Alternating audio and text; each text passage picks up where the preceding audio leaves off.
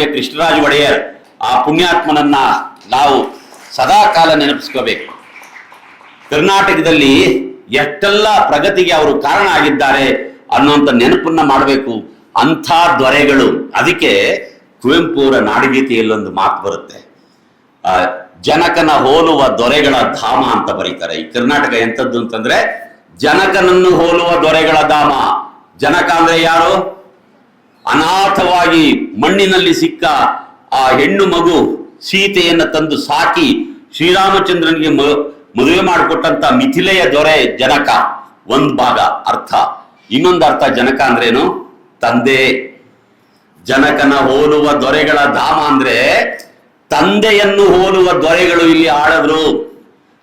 ಪ್ರಜೆಗಳನ್ನ ತಮ್ಮ ಮಕ್ಕಳ ಹಾಗೆ ಅವರು ಪ್ರೀತಿ ಮಾಡ್ತಾ ಇದ್ರು ಅನ್ನುವ ಅರ್ಥವನ್ನ ಕುವೆಂಪು ಆ ನಾಡಗೀತೆಯಲ್ಲಿ ನಮ್ಗೆ ತೋರಿಸ್ಕೊಡ್ತಾರೆ. ಇದನ್ನೆಲ್ಲ ನಾವು ಅರ್ಥ ಮಾಡ್ಕೋಬೇಕು. ಸುಪ್ರಭುಗಳು, ಒಳ್ಳೆಯ ದೊರೆಗಳು. ಚಲುವರ್ಕಳ್, ಕನ್ನಡಿಗರು ಎಂತವರು?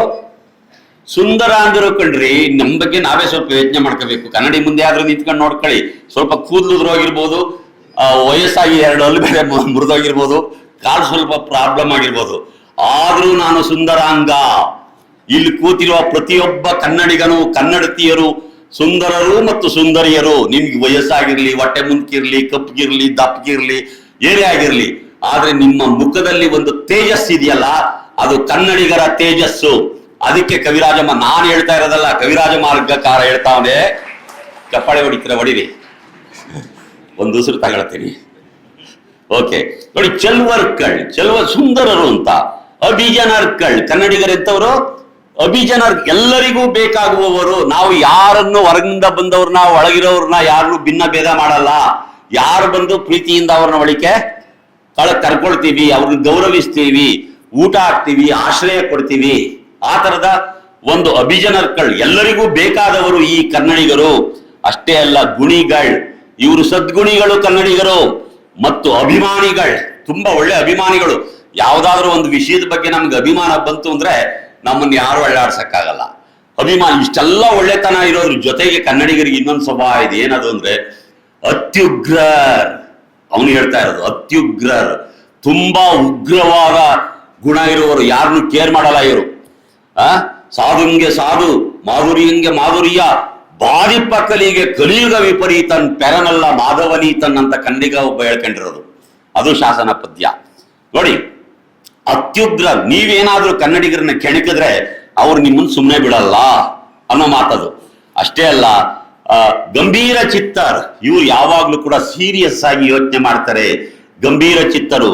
ಮತ್ತು ವಿವೇಕಿಗಳ್, ಇವರು ಅವಿವೇಕಿಗಳಲ್ಲ ಕನ್ನಡಿಗರು, ಇವರು ವಿವೇಕಿಗಳು. ಯಾರು? ಆ ನಾಡವರ್ಗಳ್, ಈ ಕನ್ನಡಿನ ನಾಡಿನ ನಾಡವರ್ಗಳ್ ಅಂದ್ರೆ ನಾಡಿನಲ್ಲಿ ಬದುಕುವ ಪ್ರಜೆಗಳು, ನಾಡಿನ ಜನತೆ, ಆ ಕನ್ನಡದ ಮಹಾಜನತೆ. ಅಂದ್ರೆ ನಾವುಗಳು, ಇಲ್ಲಿ ಕೂತಿರುವ ನಾವುಗಳೇ, ನಮ್ಮ ಆ ಪೀಳಿಗೆಯ ವಾರಸುದಾರರಾಗಿರುವ ನಾವುಗಳೇ ಈ ತರ ಗುಣಲಕ್ಷಣಗಳನ್ನ ಹೊಂದಿದ್ದೀವಿ. ಇದನ್ನ ನಾವು ಅರ್ಥ ಮಾಡ್ಕೋಬೇಕು. ಇದು ಯಾವುದು ಅಲ್ಲದೆ ಸುಮ್ಮನೆ ಮಾತಾಡ್ತಾ ಹೋದ್ರೆ ನಮ್ಗೆ ನಮ್ಮ ಮರ್ಯಾದೆಯನ್ನು ಕಳ್ಕೊಳ್ತೀವಿ ಮತ್ತು ನಮ್ಮ ಭಾಷೆಯ, ಸಂಸ್ಕೃತಿಯ, ನಾಡಿನ, ನುಡಿಯ ಮರ್ಯಾದೆಯನ್ನು ನಾವು ಕಳಿತೀವಿ.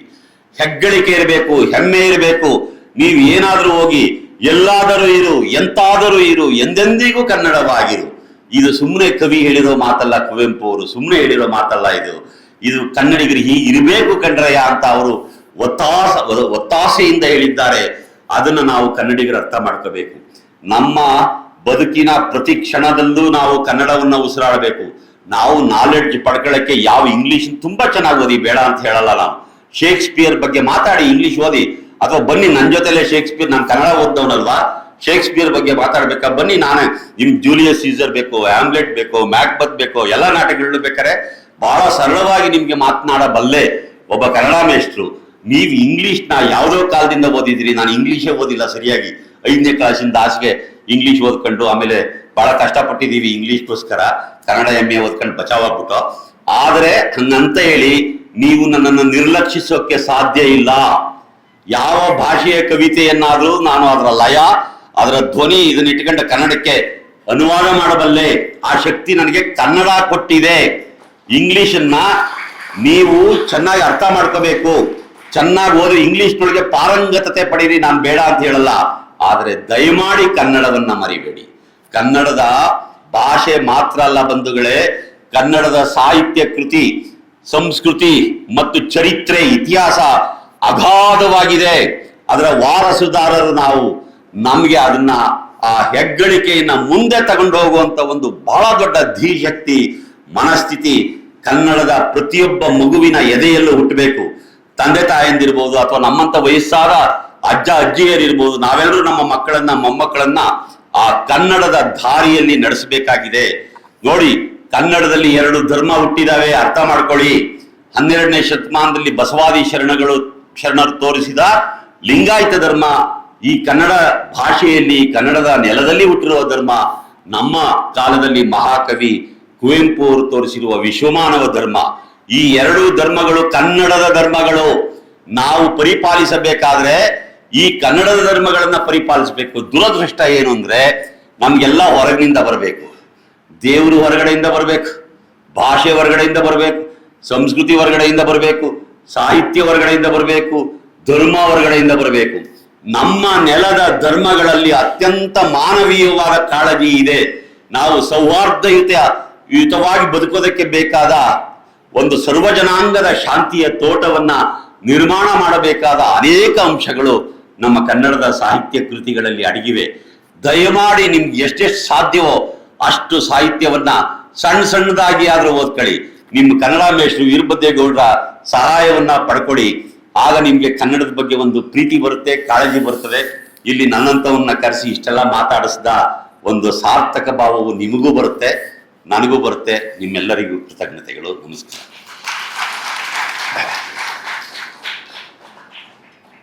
Yes, sir. Thank you, sir.